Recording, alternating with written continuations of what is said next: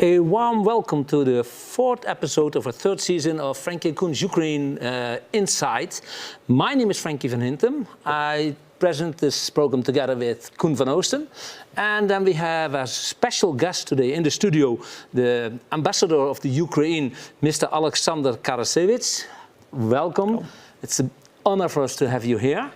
And of course we have some streams today, quite a lot actually, because we have Alyona Gramova from the Donbass. We have Dennis Christoph Golandits. He will be joining us from, I guess, from Dnipro today. And then of course we have Starsky. He is not in the studio. Something came in between, something important. So he will be also in the stream. And of course we have our co-host Rick. Rick, are you here? Well, Rick, we see you, but we don't hear you. Well, it's a good start. 5, 4, 3, 2, 1. Okay. Well, Mr. Ambassador, welcome here.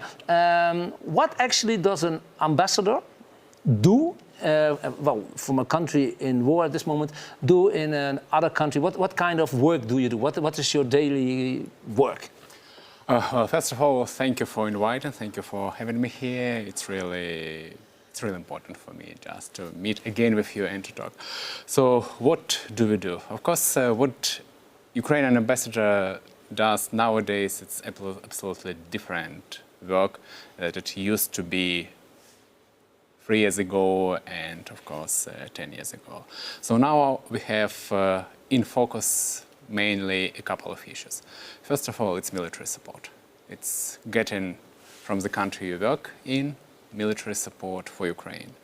Secondly, it's about economical support that is also essential for our country that is in war. And of course, we are to work, we are to help, we are to assist our people who are, well, in my case, here in the Netherlands. So the Ukrainian people who live in the Netherlands? Yeah. Yeah.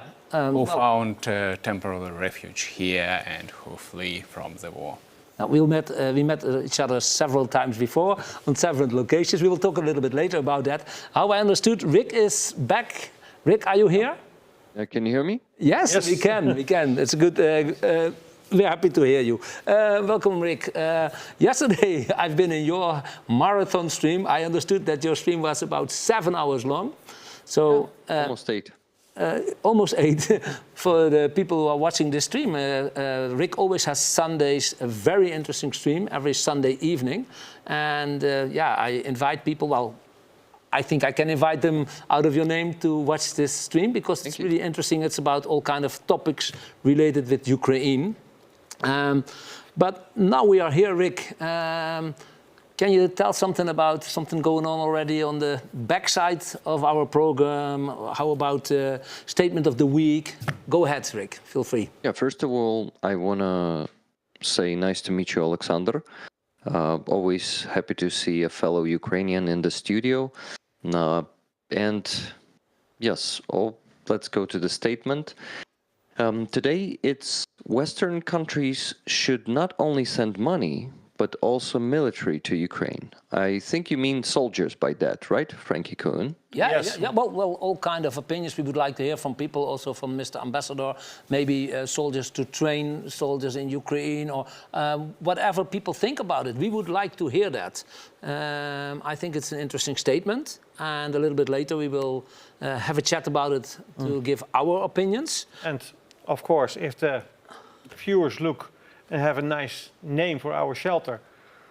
Yeah, we still didn't find the name of our shelter, and so if people still have ideas, they are welcome to say so.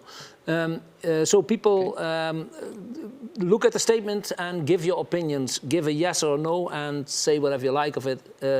Think about it, and yeah, we would be happy with that.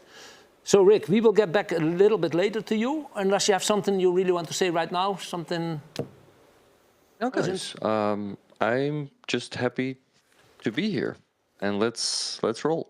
Well, we're happy to have you here. I think then we might go to Alyona.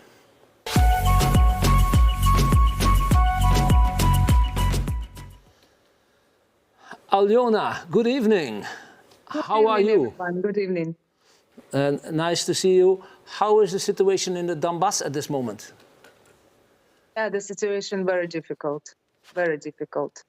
Today we was working with the militaries in Liman direction, and actually was some time when the Russian army work more in another direction. But right now, even here is very, very difficult situation. We see the deep state. We know information from official information, of course, and information from our guys, from the militaries. And of course, every day we lost some territories. Even right now, before you show the story about old lady, more information a little bit later. Yeah, even right now, I understand that 1 week ago she have chance to go out from this territory. This Acheretina was one part was Ukrainian, one part was Russian, and today we see that is Acheretina occupied. That's why it's very fast right now, very fast. They're taking our territory in Donbass. That's the lady, the village where this elderly lady is from. You made a very interesting video about that. I saw a lot of information about it also all over the internet. But shall we have a look at this video?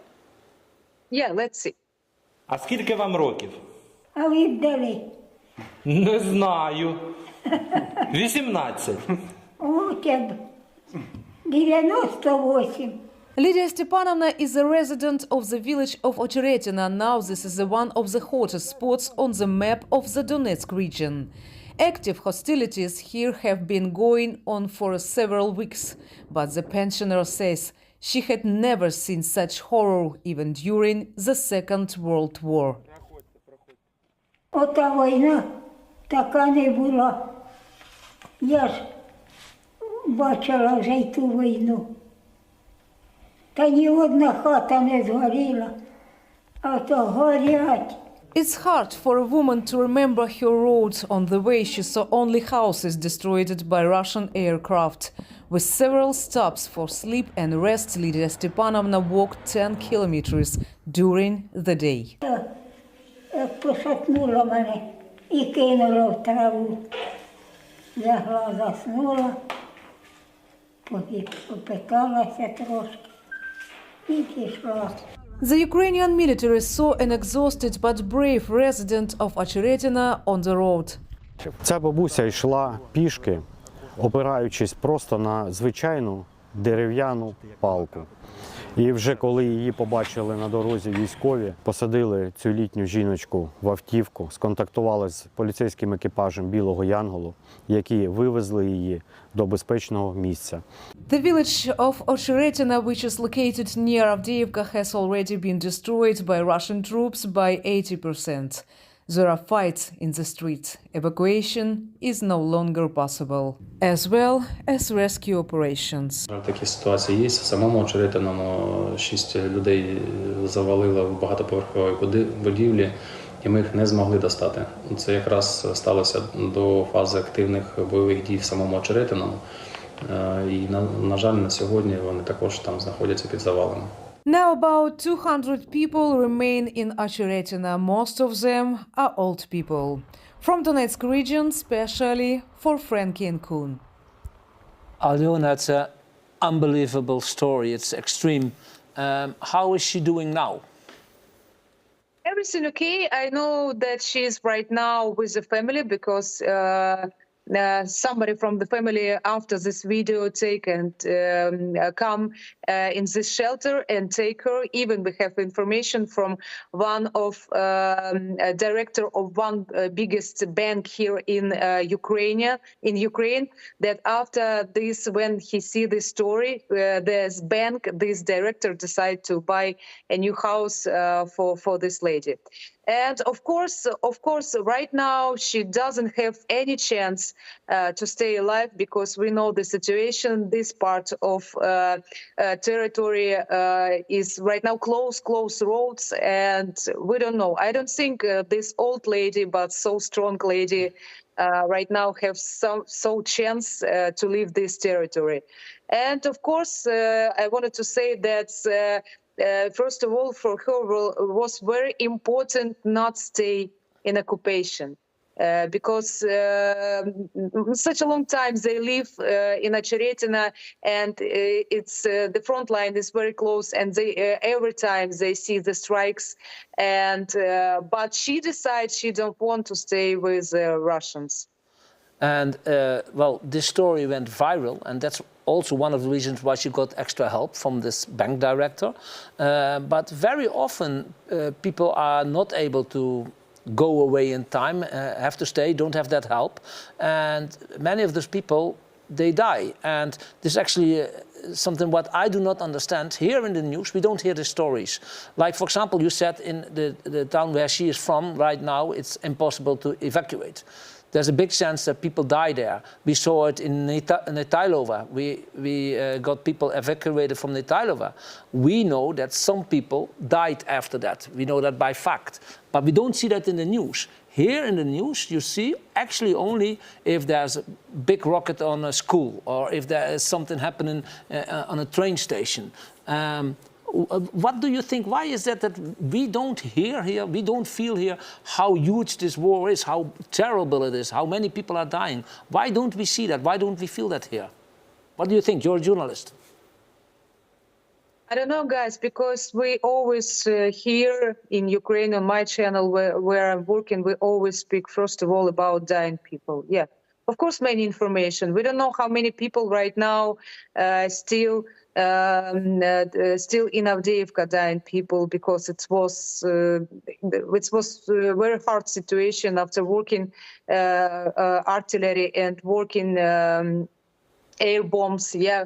And right now we just find some parts of Russian stories when they find some bodies, and these bodies was somewhere. These people was dying somewhere around. Civilians.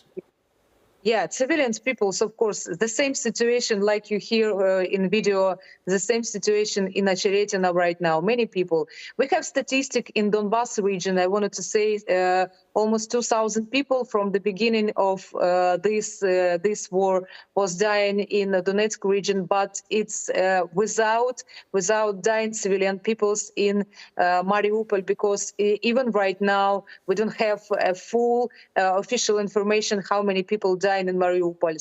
Somebody said it 20,000, somebody said it 100,000. So we don't have official clear information about this. But the people dying every day. Yeah, it's true.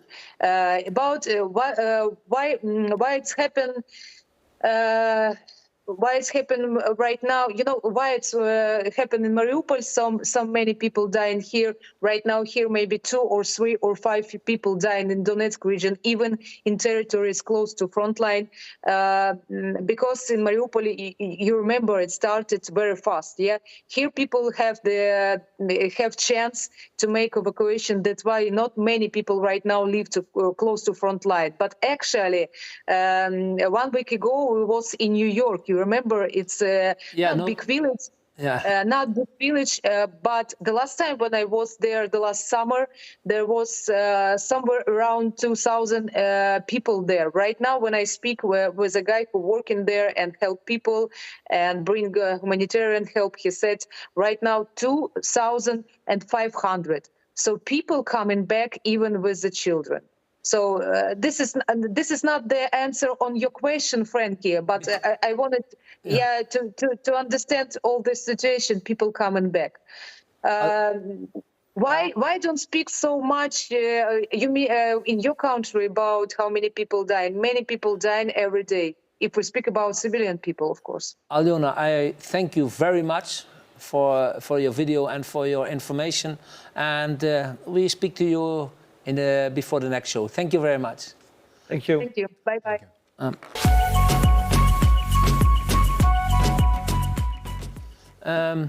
Welcome again, our special guest, Mr. Ambassador. We were just talking about the news here. We know that so many people die. We see it, we hear it, we feel it, but here people don't see it. What do you think is the reason that it's not in the news here? Why don't we hear it here? Well, what I see that here in the news, we see quite a lot of information about Ukraine, about war in Ukraine, situation around. But yes, mainly it's either about some kind of big issues or geopolitical issues. But this question, I think maybe it's better again to address it to your journalists. Yeah, if we have the chance, we will do that. Yes, because I know that there are quite a number of Dutch journalists in Ukraine every single day. They are present over there. They even go quite close to the front line.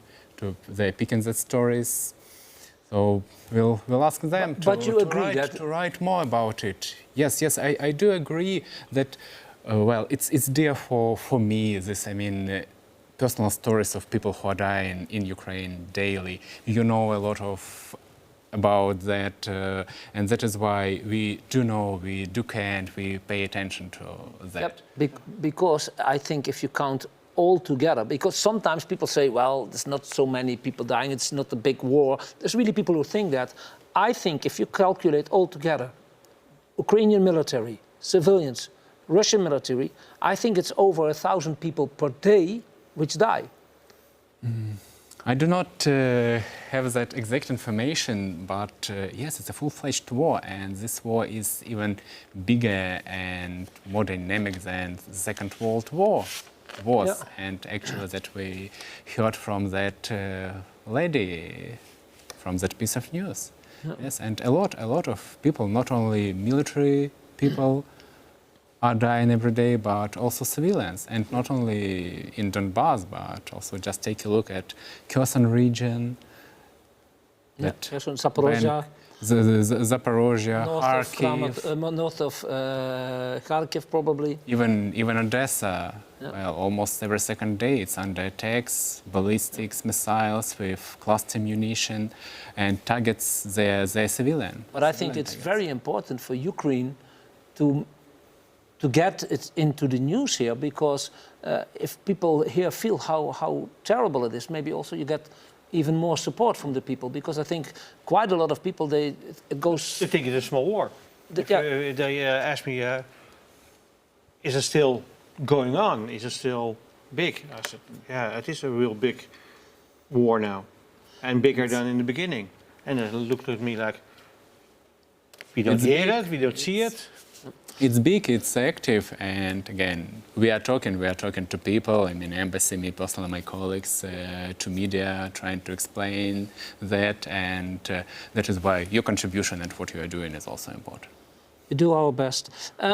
This week in the news, something about the Mr. President Zelensky. Let's have a look. In a statement made by Russia, it was announced that Ukrainian President Zelensky has been placed on the wanted list. This move creates a new dimension in Russia's tense relations with its neighbor Ukraine. In particular, Zelensky's inclusion on the wanted list may increase tensions between the two countries and further complicate diplomatic relations. As it will be remembered, Russia had previously placed Estonian Prime Minister Kaja Kallas on the wanted list. This shows that Russia's policies in the region are getting tougher. Well, it's a Russian list. Does anybody else except Russia take it seriously? Do you think that internationalists in any country will... Of course not, of course not. And I was really actually laughing when I was listening to that piece of news and to the commentary, because it was fun for me.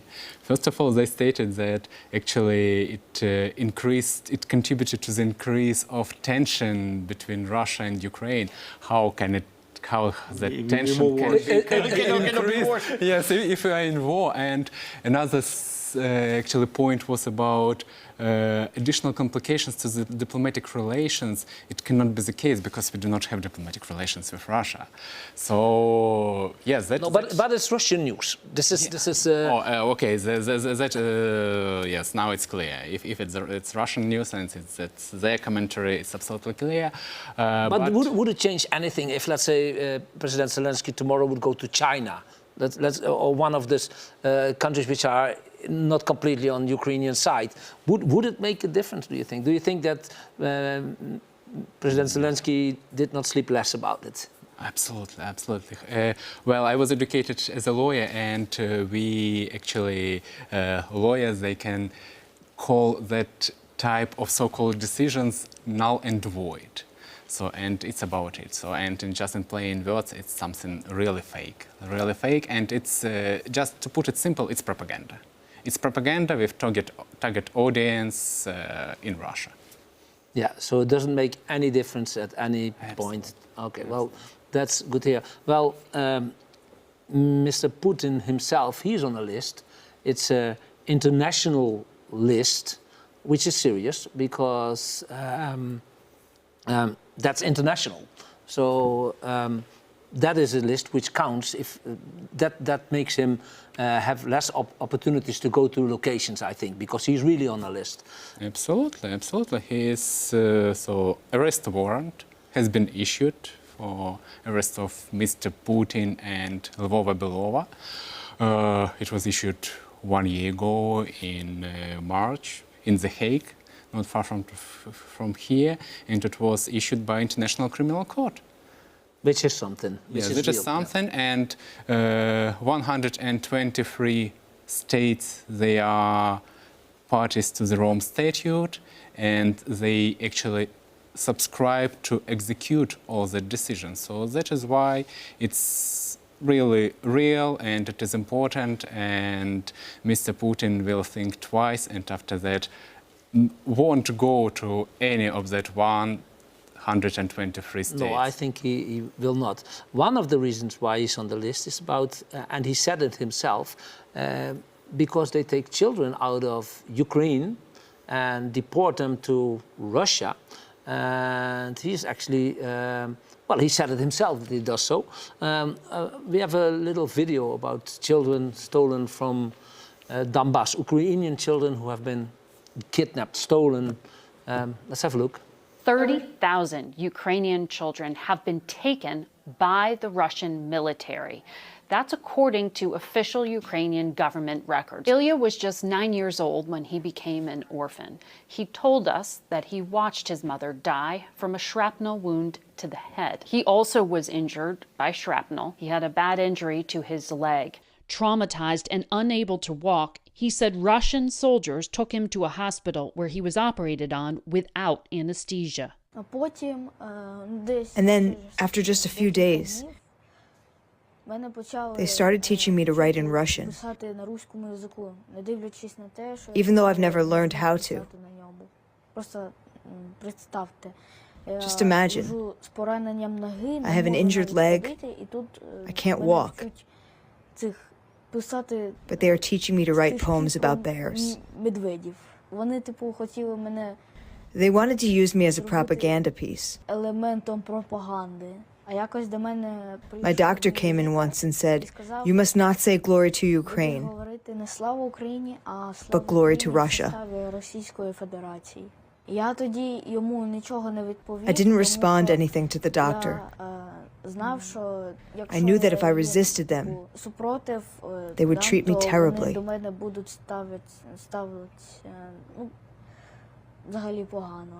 Ilya is far from alone. We also met 13-year-old Sasha and 14-year-old Kira.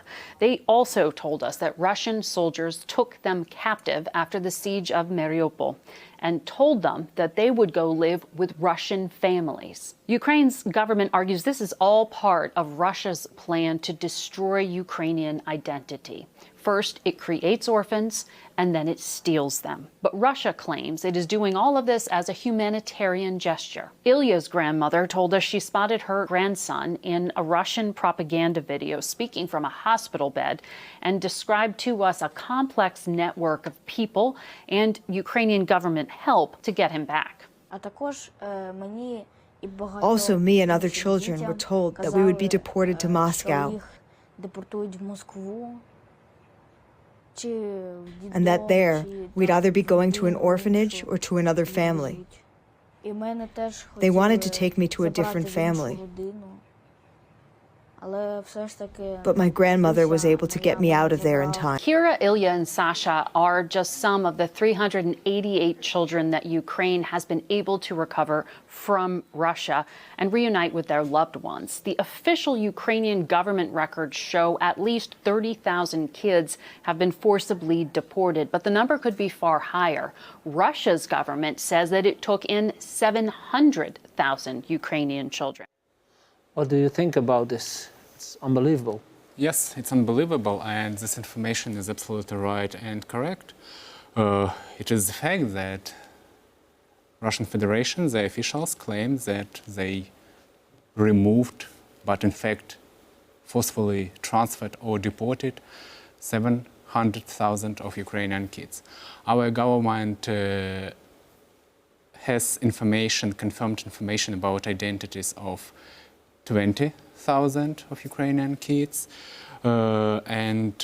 Basically, yes, you started from that arrest warrant for Putin, and that arrest warrant was issued for that illegal deportation of kids. That's why I brought it together. Yeah, yes. it is. So that is why it's not just a claim of Ukraine, of Ukrainian government, but actually these are facts. These are facts of criminal deeds that are accomplished by Russian Federation, and they are under investigation of the International Criminal Court. And does Ukraine have good possibilities to contact the occupied part of Ukraine? Do they speak with people? How is the situation there? How does this go? How does it work? Do you have reliable information from the other side? Well, of course we do have information from temporarily occupied territories, because our people, Ukrainian citizens, Ukrainian nationals, they are living over there. Obviously it's not easy to get in touch with them. You cannot just call them. Well, you can. From time to time you can. I do know, because as you might know, I grew up in southern Ukraine, in Kherson region, and my native town is under temporary occupation. I'm lucky not to have nowadays my family over there, but they've been staying under temporary occupation for some time. But after that, again, they've been lucky to escape. So I do know that it is possible to call, but again, we have our special authorities who are definitely having their people over there. Yes, that is why they are receiving quite an updated, objective information, what's going on over there, who is doing what. Rick, when you hear this, you are here, Rick? I hope you can hear me. Yeah, we can hear you. We can hear you. When you hear this, you're Ukrainian as well. You're not a diplomat, but you're an Ukrainian person. When you hear this, when you feel this, what is your feeling? What do you think? It's outrageous. It's a pure genocide, what they're doing to our children. And Russia doesn't care about humanitarian law, international law. They will do whatever they want. And we must fight them with force. That's the only thing they understand. Yeah, but these children, we hear stories about single moms who just get a visit and they take away these children. Is it really how it's going? Is it like that? They just take away the children from families, or? Of course, it's not so simple. And I mean, it's not only orphans what they take. It is. Yeah, they're taking kids from families, from their legal guardians. Actually, that 3 kids we saw on that piece of news, they've been here. They've been in the Netherlands, in The Hague. They did? In September, yeah, there was a visit. It was Mr. Lubinets, Daria Herisemchuk, and they came here with that kids and a couple of other kids, just to tell their stories. Okay, but they listen to it, our governments? Yes, yes. Do our governments do something to get the children? How? Yes. How? Different governments, they are united and they are assisting. For example, well, first of all, we have that international platform for returning Ukrainian kids back to Ukraine. 35 governments already on that platform. It's not easy. It's not easy, and that platform, it unites governments, NGOs, different initiatives, because we have in Ukraine a couple of NGOs who are really active, who can utilize different avenues to save kids, and they are doing it. But of course, in close coordination, everyone is talking to everyone. And there's a lot of children. Yes, and returning back to your question, what your government is doing. For example, your government contributed already to this problem, really huge problem, by supporting one important initiative on DNA identification of kids and their relatives, their families. Yes. There is a very unsureness about how many people have died in Mariupol, because Mariupol it's closed. It was really unexpected, and it's what Alyona said. Some people say 10,000, some people say 50,000, 20,000. Do you have any opinion or fact or guess how many people really died only in the city of Mariupol? I do not know, I do not have that specific information, and I'm afraid that at the moment no one knows. So that is why I would prefer not to speculate about it. But really we are talking about, again, dozens of thousands of Ukrainians. So tens of thousands of Ukrainians have died for sure in Mariupol. And well, I think that a lot of people already seen that documentary, brilliant but extremely difficult. 20 days in Mariupol. I also saw it, and you can just imagine again. I made an interview myself with a lady from Mariupol. She lives in Lviv now. It's also an elderly woman. It's on our YouTube. People can see it on our YouTube. It's unbelievably what she told, and it's all facts. So people can have a look at that. I think we have somebody else at the stream now. If everything is good, we also have Dennis present. Hello. Dennis, Golandiec. Hello. Dobry dzień. Dobry dzień. Dobry wieczór. I have to translate in between. En ik ga je deze periode. Dennis, hello. How are you? Привет, где ты сейчас? Привет, Фрэнки. Привет, Коэн. Я зараз в Днепре. Я сейчас в Днепре. Сегодня была эвакуация из Гуляй-Поля, это запорожское направление. Вот только вернулись недавно. Секундочку. Today he was on he's in Dnipro now, and today he was on evacuation in Zaporozhye Oblast area. Гуляй-Поле. Gulai-Pole. That's a town, I guess. It's a well-known town for Ukrainians. Yeah. Okay, all right. А вы там был, возможно, кто-то эвакуировать? Как получилось сегодня? Да, мы вывезли сегодня одного мужчину, у него разбит дом. Два дома его, вернее, были разбиты. Мы его благополучно эвакуировали в Днепр. Один человек, да? Один человек, да. Один человек. He today was able to evacuate one person from this area. Two houses were completely destroyed, and he could take him to safer location. Как у вас там в Днепро дела? Как там сейчас в Днепро? Там тихо? Относительно, да, спокойно, но на Пасху, на праздник 5 мая у нас было очень громко по всей территории Украины. And I asked how is the situation in Dnipro now. At this moment it's quiet, but the 5th of May it was very loud. There was a lot of bombings in the whole of Ukraine. Хочу заметить, что уже третий год на праздник Пасху нам россияне устраивают настоящий кошмар, устраивают такую, знаете, самые громкие дни. Очень громко и очень много обстрелов. Already since 3 years, every time with Eastern, it's on a different date than we celebrate Eastern in Ukraine.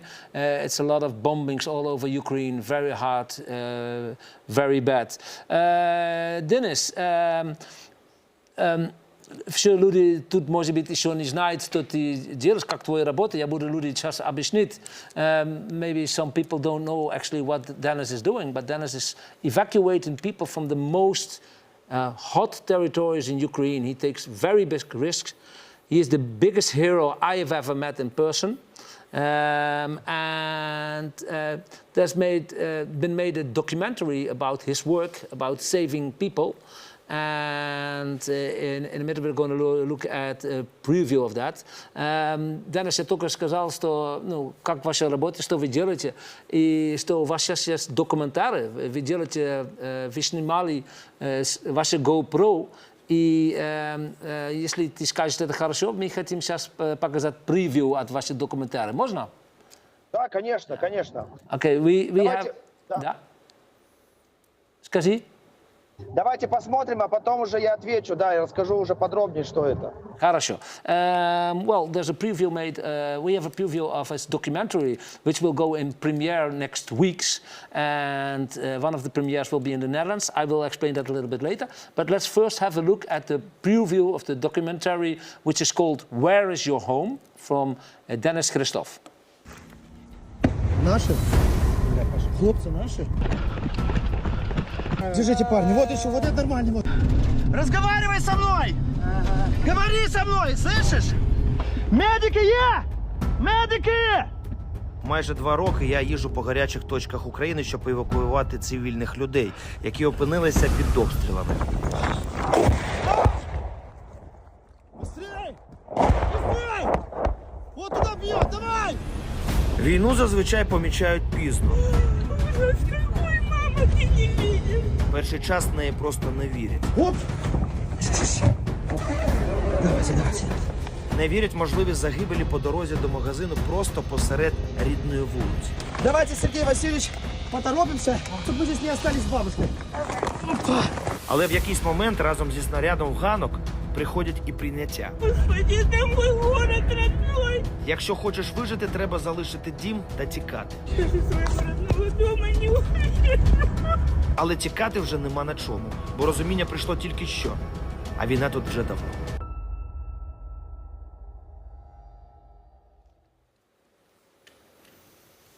Dennis, unbelievable, просто нереально, that you risk your life every day again to save other people. Что ты рисковаешь вашу жизнь за взять людей из такой территории на лучшем месте.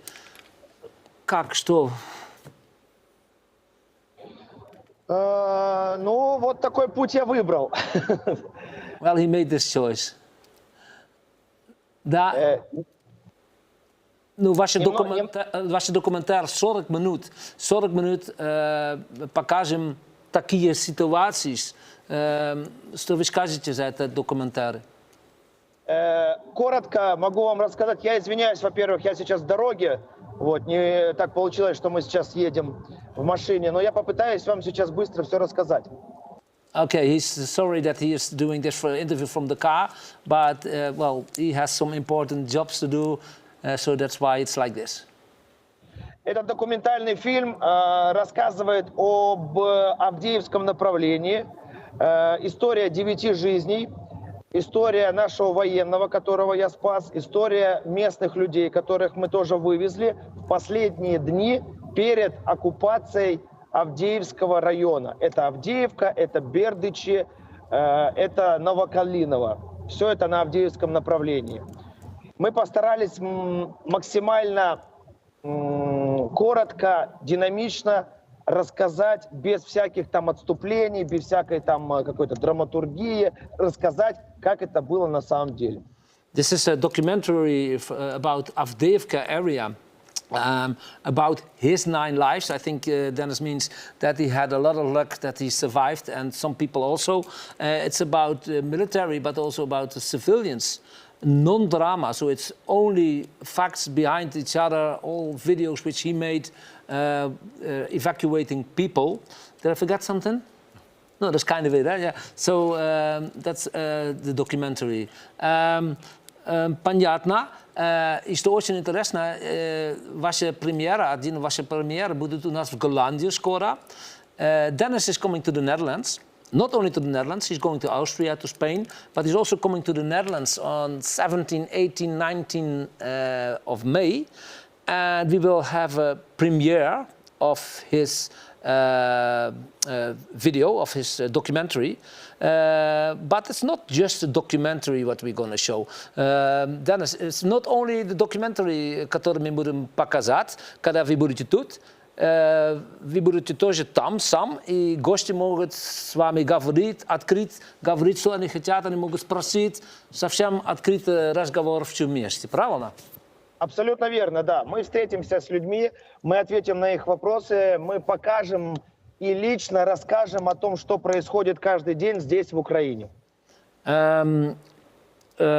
He says, well, yes, it's true. He will be himself present. It will be in Waspik, which is near to Zertogenbosch. On the 18th of May, we will have the premiere there. Some tickets still available through our website, frankyandcoen.nl. frankyandcoen.nl. For people who would like to come, you can ask him any questions, because after the video we will have a free talk for maybe 1 hour, or as long as it's interesting for people, we can openly talk about anything. You can ask him any kind of questions. I think it will be very, very interesting video.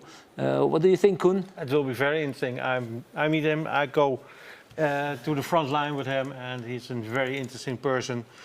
And what he does, I get good bumps again.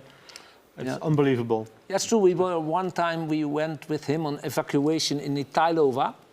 And a little bit later in this program we will show more about this evacuation, and also about what happened to the people who we tried to evacuate. At that moment they didn't want to come with us, but we have news about that also. We will show that a little bit later in the show.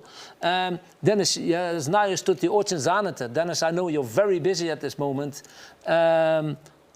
Очень большое спасибо, что ты тоже взял время, что вы могли с нами говорить. А конец вот этот месяц мы тоже будем в Украине, тоже там мы будем работать вместе. In the end of the month we also will go to Ukraine again, see him there also, we'll work with him there, because we work tight now with our shelter. Dennis, очень большое спасибо. И до скоро. Anybody, any questions? No. Just wanted to say дякую, Денис. Дякую вам, обов'язково побачимось. Слава Україні, дякую. Героям слава. Thank you, Dennis. We have a music video, I think. Yep.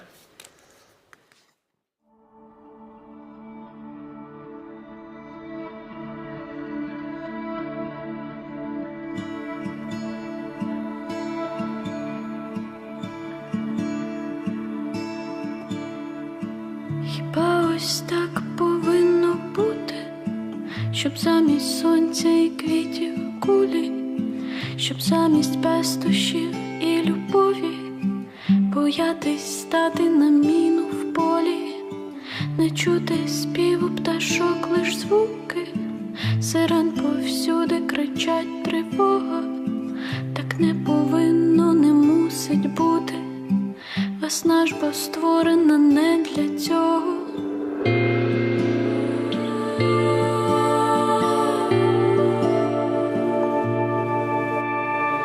Моя весна зіпсована, вкрадена злими катами. Моя весна розстріляна російськими солдатами. Моя весна заплакана без звуків дитячого лепету. Замість солодкого яблука в руках граната. Щодня читаю про нові втрати і так боюся до них звикати. Мені бо брати той світ ілюзій, де я не маю ховати друзів. Цей клятий лютий триває вічність, краде весну і зжирає юність, лишивши замість душі діру, злість і віру.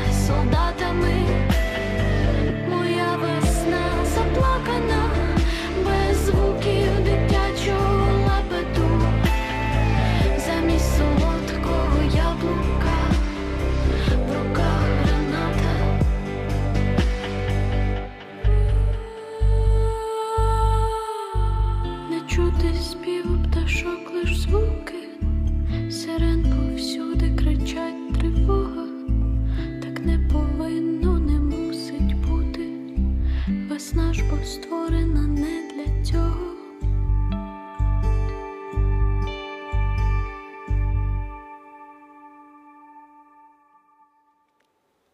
Good evening, Starsky. Hello, hello, my friends. How are you? I'm good. How are you? Still okay? Yeah, I'm good. Yeah, I'm okay. Thank you so much. We're all doing good, thank you. It's a pity you couldn't come here, but that's understandable. We have you in the stream. It's almost the same.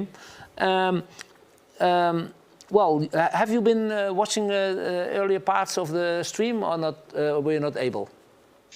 Partially, because unfortunately I had several interviews today and couldn't watch the whole stream. But I'm really happy to see you guys as well as our honorable guest and Rick the Ukrainian, my brother, and everybody else in the chat. Thank you.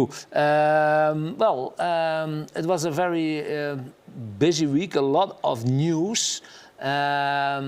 Maybe we start immediately with one of the videos. It's about Ukraine allowance to use weapons from the UK.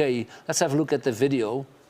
Ukraine can exercise its own discretion on using British-made weapons and not rule out using them inside Russia, according to the UK's Foreign Secretary. Lord David Cameron told Ukraine's government the United Kingdom will provide at least $5.7 billion a year in funding for as long as necessary.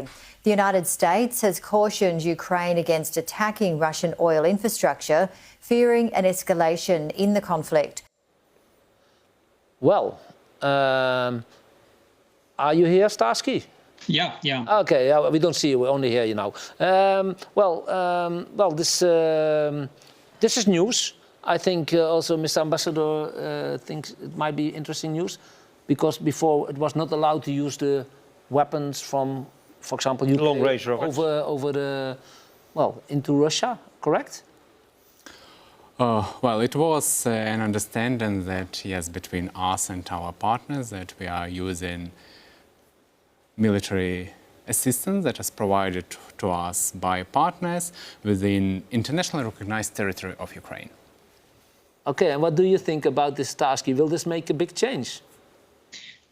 Well, of course it will make a big change, because currently we see that the narratives are changing, and more leaders are not afraid to talk about striking Russia's territory, as well as bringing troops to Ukraine, as it was mentioned by the French president. I think it shows the increasing support of Ukraine. One of the reasons is because, as American spokesman Johnson said, they receive a lot of intelligence about Russia's upcoming actions, Russia's future actions that involve a lot of destabilization in Europe and in the US as well. Because unfortunately their hybrid warfare is increasing together with their attempts at the front lines. Hopefully we will see more support, not in shape of words, but also in shape of actions. And with actions you mean like more weapons and weapons to be used, or you're talking also about military? First of all, we're talking about weapons and military support, of course, because again, we require more anti-air systems to protect our skies. Those systems that we have are not enough to protect all the major cities of Ukraine. Just a reminder, there's 22 of them under our control as of today, and Donetsk, Luhansk, and Simferopol are being currently occupied by Russians, which means that we need between 7 and 20 more systems like Patriot systems. Another thing, according to the Ukrainian Anti-Disinformation Center, this narrative about Ukraine being allowed to strike on the Russian territory Of course, it will be used by the Russians to probably pump up the upcoming mobilization in Russia. So it will be posed as, this old Russian fairy tale about the war against collective West. West probably is not aware about this yet, even after 2 years of this full-scale invasion. But Russians will definitely use this narrative as, West is trying to do all they can to destroy Russia, because the commentary by Mr. Cameron actually raised a lot of talks in Russia and provoked big resonance in the Russian media, among Russian propagandists as well. So they were discussing this very, very much because they find it very concerning. Mr. Ambassador? Well, someone said maybe 2 years ago, year and a half, that the main advantage of Ukraine in this war is that we are ready to fight. We are motivation. Ready, yes, to stand up. But the main actually strength of Russia is that Europe or West, as it was said, is afraid of Russia. And that is why I do believe that is important, the tendencies we are actually seeing nowadays, that we hope that West, Europe, NATO allies, they are to be less afraid of Russia, and that strategic ambiguity our partners are trying to impose on Russia, it's good. I do believe that it's good for us, but it's also good for Europe. But about militaries, because we talk about weapons and money, but also the soldiers from England or France. Let's have a look at that video first, before we go into that. British troops could be sent to Western Ukraine. Calls are being made in the UK. The UK should follow the advice of French President Emmanuel Macron and send troops to Ukraine. This statement was made by the former junior Minister of Defence of the United Kingdom, James Heappey. Heappey supported Macron's idea of sending NATO troops to Ukraine, but not to participate in hostilities, but to train Ukrainians. According to the Britain, Great Britain needs to send its troops to Western Ukraine so that they can train the Ukrainian military there. According to the ex-minister, it is much easier to train Ukrainian brigades on the territory of Ukraine than to transport them thousands of kilometers to other countries. The Kremlin said that a conflict between Russia and NATO is inevitable if the West deploys troops to Ukraine. Rick, this is actually the statement of the week, Rick. How did people respond until now? And then we will ask also the opinion of Starsky and Mr. Ambassador. But I'm very interested, what did the viewers say about it? 86% want to send also military troops to Ukraine of our viewers. 90 people voted, so I think that's a good result. What do you think, guys? Well, what do we think? I start with the one who knows the most about it, Mr. Ambassador, probably? Well, I am a diplomat, so I'll put it that way. Diplomatic. Yes, diplomatic. So in that video, in that piece of news, there was a notion that employment of NATO troops on Ukraine, it will cause war with Russia, but I am quite sure that, again, what will trigger a war of Russia and NATO and Europe is if, again, Ukraine loses this war. Of course, if Ukraine loses the war, then yes, we do understand. We do understand what happens next. Ukraine, we as our government, we are not asking nowadays for NATO allies to be present with their military in Ukraine. At the moment, what we do need and what we are talking about and what we are asking about is just give us enough weapons. The right weapons and enough weapons. Yes, and timely delivery of that weapons. We do understand that if we receive enough weapons and in a timely, constantly floating manner, will manage to win this war even without military presence of NATO troops in Ukraine. But again, I'll repeat myself, but I do believe that this debate that is starting in Europe is a good one.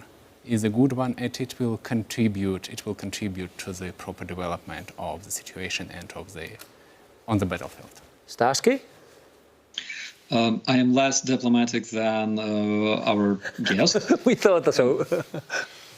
And the reason we're talking about NATO troops in Ukraine is because we're not talking about the United Nations peacekeepers in Ukraine, which could be the greatest solution, of course, if we had possibility to kick Russia's representative out of the UNSC. But unfortunately, it's not possible. If there was a possibility to reform the Security Council of the United Nations, and because there were so many talks, so many proposals to bring peacekeepers to Ukraine, and basically Russia would have to obey, but unfortunately Russia can still veto those decisions. And again, I remember, and this is something that I would like to ask Mr. Ambassador. There were talks that basically Russia has no right to have veto in the UNSC because Russia was never elected there, and basically, when they called themselves as the descendants of the USSR, they have no legitimacy in the UNSC. Am I right? Well, if you take a look at the UN Charter, and in the UN Charter there is a list of the permanent members of the Security Council, UN Security Council, you won't find Russia there, but you'll find Soviet Union. And that is why we have our quite legally strict and understandable position that Russia is illegally present over there, but it's our position, and we are trying to fight to move it forward. But again, unfortunately, the situation at the moment is as it is. So that is why, I would say it wishful thinking to think that we'll be able to move a decision towards regarding presence of the UN peacekeepers in Ukraine. So let's be realistic, it won't be possible in coming time. Yeah, which is absolutely outrageous, because this is exactly the job of UNSC, and it was basically in the Budapest Memorandum as well. Any conflicts between Ukraine and other countries like Russia, for example, they had to be discussed within UNSC, which is, pardon my French, but impotent. They cannot do anything. They're blocked.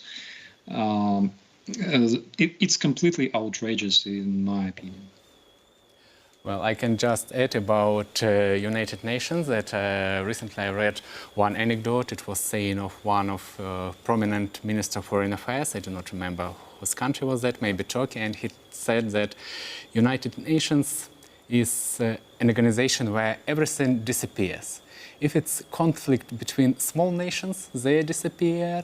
That conflict disappears. If it's conflict between big nations, UN is disappearing also.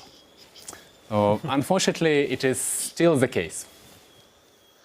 Well, any urgent question from one to another at this moment? If not, then I want to thank operator Starsky for being present. See you live again, hopefully in 2 weeks here. Thank you very much. Have a good evening and see you soon. Thank you so much. Bye-bye. Rick, yes, well, what did you say? 86% of the viewers said we should send soldiers, something like that, yeah?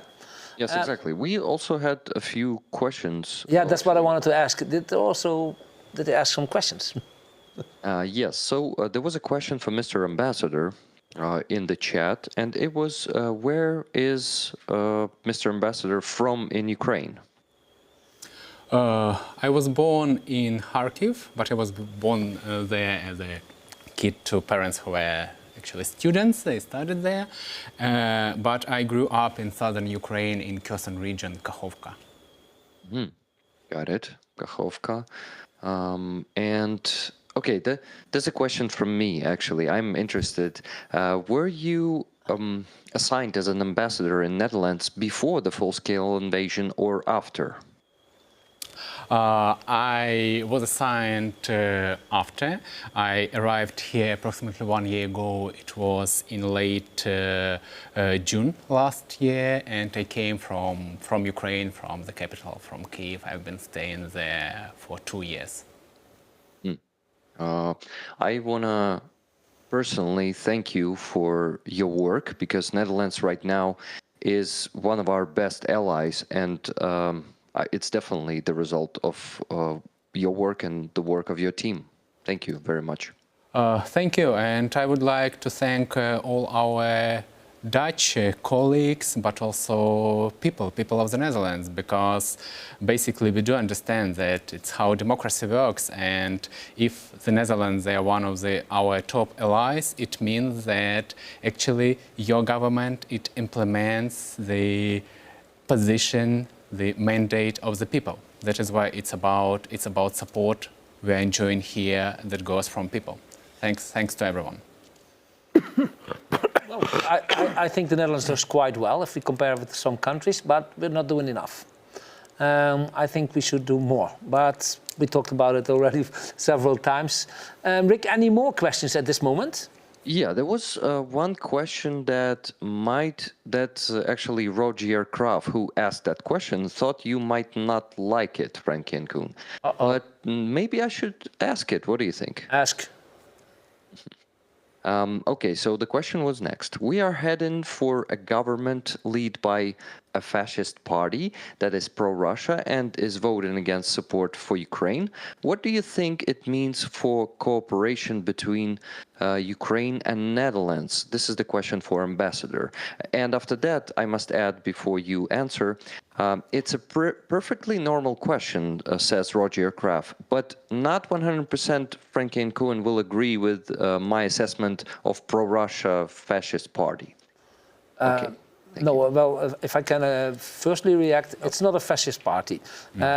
Absolutely not a fascist party. And I think that Mr. Ambassador agrees on that one. Absolutely. It's not a pro-Russian party. Of course, definitely it's not a fascist party. It's really a nonsense.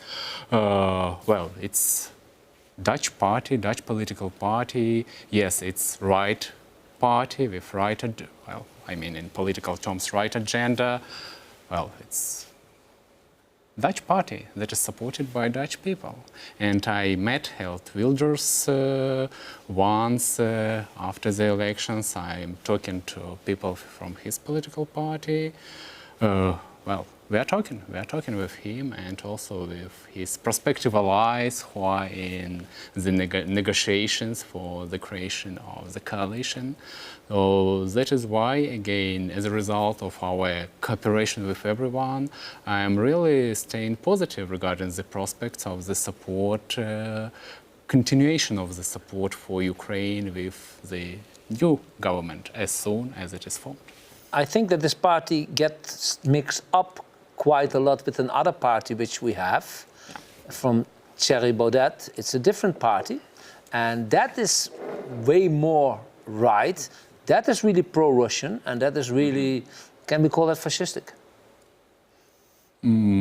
I do not think that is the right thing to say, but well, they are much more extreme on the right side compared with. But they're definitely pro-Russian. They're definitely pro-Russian. No, guys, maybe Roger was talking about this party actually that is openly pro-Russian. Yeah, that's a different story. I don't know if we would call them fascists, but they are far more right. But they are not in the coalition. They are not getting into the coalition, not even a chance that they will be in the coalition. I don't think so. And this party going to be smaller and smaller and smaller now. Yeah. Actually, and we're going to show this video a little bit later, just before we go to Ukraine, we asked this person, Thierry Baudet, if he would like to go with us to Ukraine. Because I said, well, you can only judge if you have been there. why don't you go with us? Because when we go to Ukraine next time, we have space for you if you would like to see. Just as like we had more left side party going with us to Ukraine, we asked him, and soon we will place this video and you can see his answer. I think it's interesting for people to watch. But that's a different party than the party which is now the biggest party in the Netherlands. It's a different story. Rick, any more questions at this moment? Because we will get back to you later. There are questions for you guys, but I know that you have some topics to discuss. Well, right? We'll do it quickly then. Throw one at us. Okay, there was a good question. Just a second, I will find it. It is for you. Franky and Coen, would you guys consider supporting the Ukrainian army with supplies they need? I would donate even more money if you would. Ukraine army needs is the most right now. It's from JR. Okay, we do not show everything we do on video. I know that. So we support the army. And yeah, we give them food, and they like to see us for several reasons. So we would like to support the Ukrainian army. Whatever we think is possible, we would do. Yeah. Thank you. Also, Mr. Squiggle was asking where could people donate to your initiative, and I've sent the link to the chat to your website. Which is also very important, is people who are watching this stream, they can also become a member. It costs nothing, but if they follow us and they will do that, it's good for us because we're trying to get more followers on YouTube. We are not that big on YouTube and we would like to have more followers. So people like us, follow us, we would be really happy with that. Rick, we will get back to you in a few minutes. Awesome. Because we're going to talk about our shelter, which we're going to... Well, we wanted to open a little bit later, but actually it's already in progress. Let's have a watch at the video we made. Moet hier het eten heel snel uitgooien? Ja, hier moet het er snel uit. Тут мне bisa должен... Да. Быстрее. Пак. Скорее, да. Давайте. Не надо тут ждать. Все. Не будет хорошо. Мы можем вам помочь. Хорошо, Денис, я буду все равно с людьми буду разговаривать. Говорите, и мы будем помочь. Мы будем вам сильно помочь. Все, что нужно. Пожалуйста, на связи. Приезжай, Денис, пока не приезжай, пока не поговорим. Поехали, сідай. Wegwezen. Давай, закрывай. Я хочу.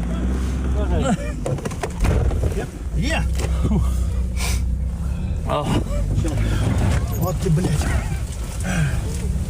Als mensen naar boven komen via de trappengat, komen ze in een ontvangstruimtje. Die gaan we nog aanpassen natuurlijk. En dan zijn we in het, we noemen het maar hotel, want dat was het. En dan is dit gedeelte al klaar. De kamers, moeten nog wel wat dingen doen. Met een douche, toilet. Eigenlijk ook helemaal netjes, vind ik zelf. Met wat aanpassingjes. En natuurlijk, elke kamer heeft zijn eigen boiler. In het gedeelte wat nu klaar is, zo moet ik dat zeggen. En via die gang komen we in deel 2. Kijk, hier kunnen we linksaf. En dit zijn grotere kamers. Deze nog niet, die is gewoon normale maat ongeveer. Hebben we er hier nog een. En hier hebben we er nog een. Die is al wat groter. En dan hebben we hier 2 flinke kamers. Stel dat de familie komt met opa en oma en meer kinderen. Hebben we hier een grote kamer. En hier hebben we ook een grote kamer. Echt een flinke kamer. En hier kijken we weer op de binnenplaats. И вот что осталось от их личной машины Волга. Полностью вот разбита.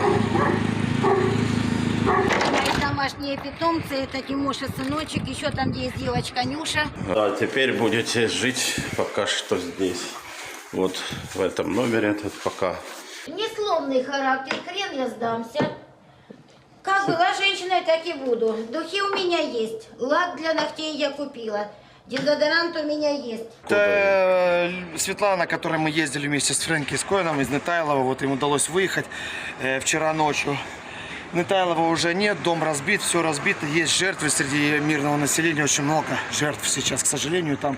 Но слава богу, что им удалось выехать. Как у вас дела сегодня? Хорошо, дела хорошо. Очень тяжело привыкать к мирной жизни. Тяжело ориентироваться по городу. Ну, как бы начинаем, наверное, мирную жизнь начинаем изучать с нуля. Тяжело привыкать к мирной жизни. Последняя бомба прилетела на день космонавтики. И в радиусе 100 метров она разнесла все. Почему? Почему прилетела эта бомба и убила моих соседей, 2 пенсионеров? И у моих соседей шанса выжить не было ни в подвале, ни во дворе, ни в доме, нигде. Ну, вот это, наверное, вот это смерти моих соседей, это, наверное, ну какой-то надлом. Или сломалась я, не знаю. Но это, наверное, ну, беспомощность, бессилие, отчаяние, людское горе. Ну и не знаю даже, как объяснить. Вот это уже, наверное, просто было очень страшно, и мы выехали. Сейчас там нормально, хорошо, да, там, да? Да, очень хорошо. Да, нас встретили очень хорошо, приняли, благодаря вашей помощи. It's unbelievable, Rick. These people, they were in Netailova, and when we came there, it was continuously under shelling. The neighbor, productive neighbor, died in that morning. She said, no, we're not going. We think about it, we talk about it, they didn't go. Then it was actually too late to make an evacuation, but the house of the direct neighbor got bombed. I saw pictures of the people who lived there, well, unbelievable. Anyway, then they decided anyway to go. So that's what you see in the video. You see us there, then you see our shelter. And then they came themselves to a location where Dennis picked them up. Can you imagine that these people did not go earlier out of this location? Can you imagine this? I can imagine, because it's happening all the time. Unfortunately, I cannot understand why they keep being under the danger of being killed at any second. That's hard to imagine. It was the plan for us to understand. Yeah? No problem. It was the plan for us to open the shelter actually in the next trip, but, well, she came and a few other people, so we're already opened with the shelter. And actually we were talking about it before, that people want to defend their home. They think, I stay there, but you see, there's a house been bombed, there's a house been bombed. You see the terrible results. But the whole street was bombed. There was nothing. There was nothing, one building was... When we were there, actually, let's say 6 out of 10 houses already were gone. Something like that, right? Yeah. And still they stayed. Well, it's on one hand, it's difficult for us to understand that people are staying over there. But again, being Ukrainians, we know that it happens. And in our culture, we have that special attitude towards our property, but also towards our land. And we do not want to give up it to anyone, even then literally bombs are flying over our heads. That's also what she said. She said, we've been building this house through our whole life, part by part, and we didn't want to give it up. And they are afraid for future, because they are afraid that even from Russian propaganda, they hear that they can get to concentration camps, or that they will be directly put in the army or in jail. But that's really what some people think. Which is, of course, nonsense, but they are, for several reasons, also afraid to go. Well, it's nonsense, and again, we have that system that is functioning more or less when there are public calls for people to leave the territories that are really close to the contact line. People always can go to that territories that are relatively safe, again, to be registered as internally displaced person, to find... Also, if they do not have documents, if they are in complicated situations, if they have 5 or 6 pets, because that's also a reason. They have dogs and cats and... But how we get them to trust us to take them to safe part? that's the biggest problem from Dennis, that he talks to them, but still saying no, because the propaganda. What we can say. Rick, you had a question? Oh, no, I had a question to you guys, but before that, I want to say that I can understand that people don't want to leave because of their property and all the things they have in their home. It's like all they have. But I had to make that decision in 2019, before that in 2014, when I evacuated from Makiivka. Like, what you own is not bigger than your life, right? So if your life is at risk, it's probably better to save it than the things you own. So that's my opinion, and that's why I was able to make that decision. Yeah. Well, I think... and the question... Yeah? Sorry, the question for you guys is, how many people that shelter can hold? I think if all is ready, we can hold about 70. And we have 4 now, because actually we're not open. We're still doing the reconstruction. And very nice, we got from a big hotel chain in the Netherlands. They gave us 34 beds, they gave us mattresses and a lot of things. Hand towels, everything. Towels and everything. They are now on transport. But I think we can quite comfortably keep there about 70 people. But it is the idea not to stay there for a long time, so up to 2 months.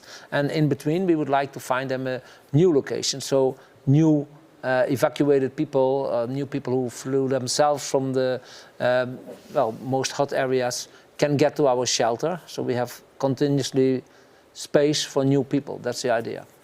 By the way, we also had the suggestions for the names from the viewers. Oh, wow. Would you like to see them? Yeah. Because we're still difficult to find the right name. Okay, so here are the suggestions. First one was from, just a second, looking for them. Many questions and suggestions. So, action this day.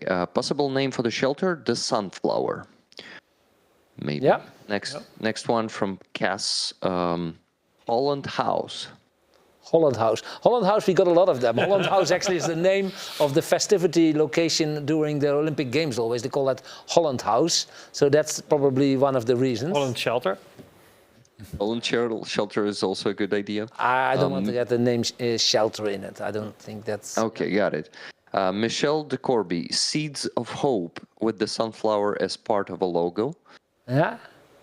Next one from Fred Thornbury, Fry Station. Well, I had a nice one, which I liked a lot, but I'm not sure. There was somebody who said ketchup. So because we're doing the fries, but in the shelter, I don't think people feel the connection. But ketchup, like we have to catch up together, and ketchup is the sauce which you put on the fries. I liked the name, but I'm not sure if that's going to be the one. Maybe Mr. Ambassador has a good name? Actually, I like that with hope, because hope, it's important for that people. And I do think that when they're leaving their places, their homes, they do need that hope. So something with hope. Yeah. So it was Seeds of Hope. You like that one? Well, I don't know, Seeds of Hope. Seeds? Just hope. Yeah. Yeah. Well, but... we're still considering. We still have some time. Nice. More suggestions. Maria, the Tulip Shelter. Tulip Shelter. Yes. Yeah. And photograph Friedkot. Once again? Got that one. It's... Oh, Friedkot, Dutch. Friedkot. Yes. Friedkot, this is like it's a Dutch word, Belgian word for snack bar. So, yeah. They are all now. Okay. Oh, and one from me. The Sanctuary. What do you think? I do understand why, but I don't think it's my first choice at this moment. But we will we'll think about it. Rick, if there's not any question at this moment which you really want to throw in, then... I don't know. I was always... No, I don't see the questions anymore. I was always thinking by myself, why is this Crimea bridge still existing if it's so important for Ukraine to get rid of it? But then I saw a video, and I would like you guys to watch it. Ukrainian soldiers have announced that they will dismantle Vladimir Putin's favorite bridge by mid-July. This means Ukraine has approximately 100 days to carry out a decisive attack on the Crimean bridge. Sana reported this information. According to the information, the bridge, valued at several $1 billion, will be destroyed with Storm Shadow missiles, drones, and with the help of Western F-16 fighters. For Ukraine, this is a top priority. Its destruction would be a significant step in winning the war in the Black Sea, cutting off Russia's main military supply route and challenging Putin's war machine. Maybe very simple thought about from me, but how difficult can it be to destroy a bridge? And probably it's not as simple as I'm thinking about it. How come that it's not? Because when we drove through Ukraine, we saw a lot of bridges damaged. Of course, it's not a big bridge like the Crimea, but the bigger the bridge, I would say, the easier to hit it. But, well, Rick? Guys, our special forces, like the main Directorate of Intelligence of Ukraine and our SBU, Security Service of Ukraine, they already damaged the bridge 2 times. But damaging the bridge and destroying the bridge are totally different tasks. And I think it will take a lot of more firepower, a lot of more drones, a lot of more missiles, and the attack should be combined, and probably all of this should happen at the same time or with the small delays between the strikes.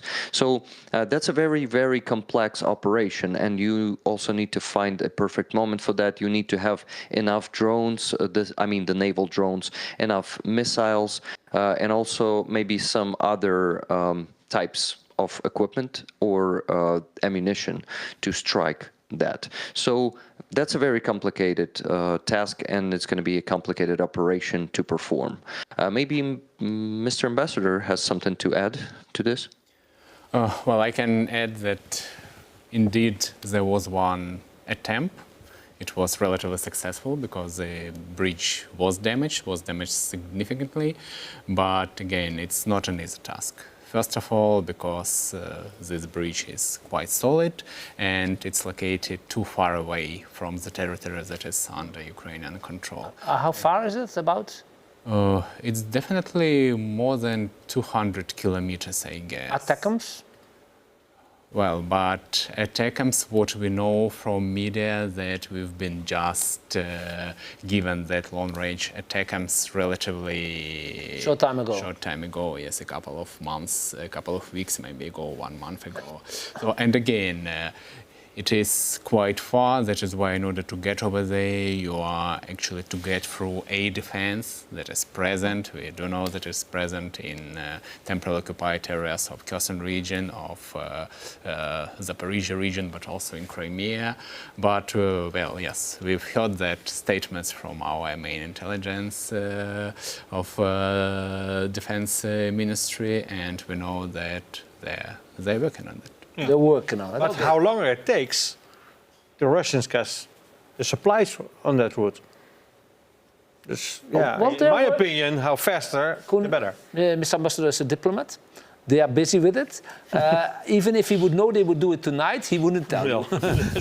so I think so. But it's good to hear that they are busy with it. Because, for example, these glide bombs which the Russians use from the airplanes from a long distance, can Ukraine use those? We do have them. We do have them. They are provided by our allies, and what we again see in the news that we are using it relatively actively. But again, they are not exact. No, they are exact, but they cannot reach that breach.